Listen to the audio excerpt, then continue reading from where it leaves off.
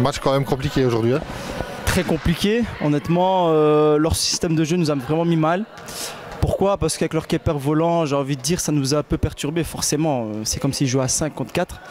On a dû trouver un peu comment solutionner ce problème avec, je veux dire, les coéquipiers. Donc, c'était pas toujours évident.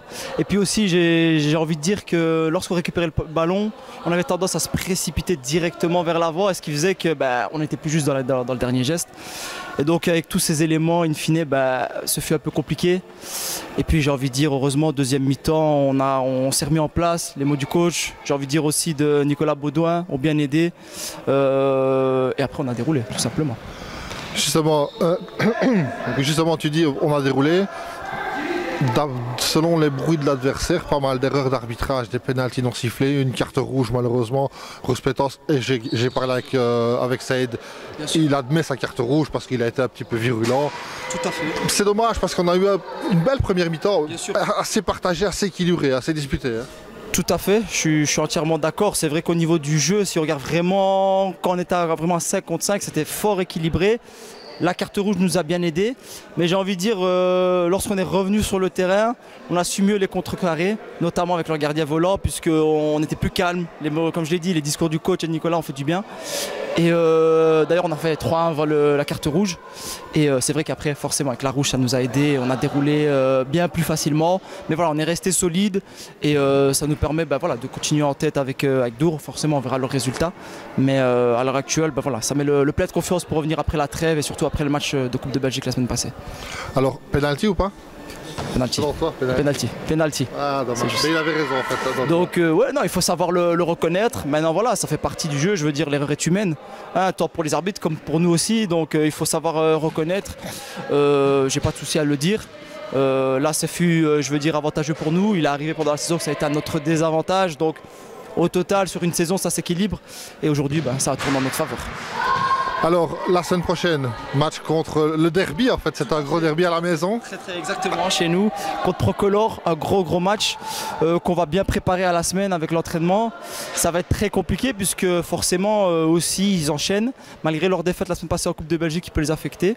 On verra le résultat ce soir s'ils jouaient, mais c'est clair, un derby, c'est toujours avec des émotions particulières.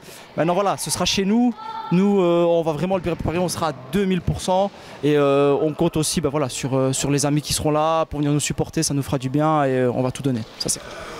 On peut miser sur un match de gardien parce que Crépy, on connaît quand même les talents de Crépy, mais de l'autre côté, ce sera Dimabran. Et Dimabran, on connaît aussi Dimabran. Je pense que dans la province de Liège, les deux n'ont plus rien à prouver. Honnêtement, que ce soit chez nous ou chez eux, chaque match, ils prouvent, chaque saison, ils enchaînent. Et je pense que c'est surtout ça, la régularité au fil des années. Les deux sont là.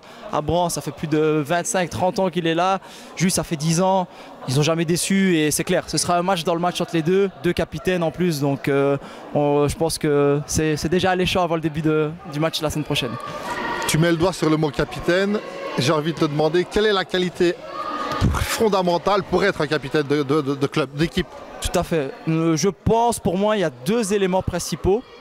C'est savoir tirer les autres vers le haut quand ça va mal et aussi savoir garder son calme lorsque ça devient chaud. Et pour moi, Crépy, il a clairement ces qualités-là.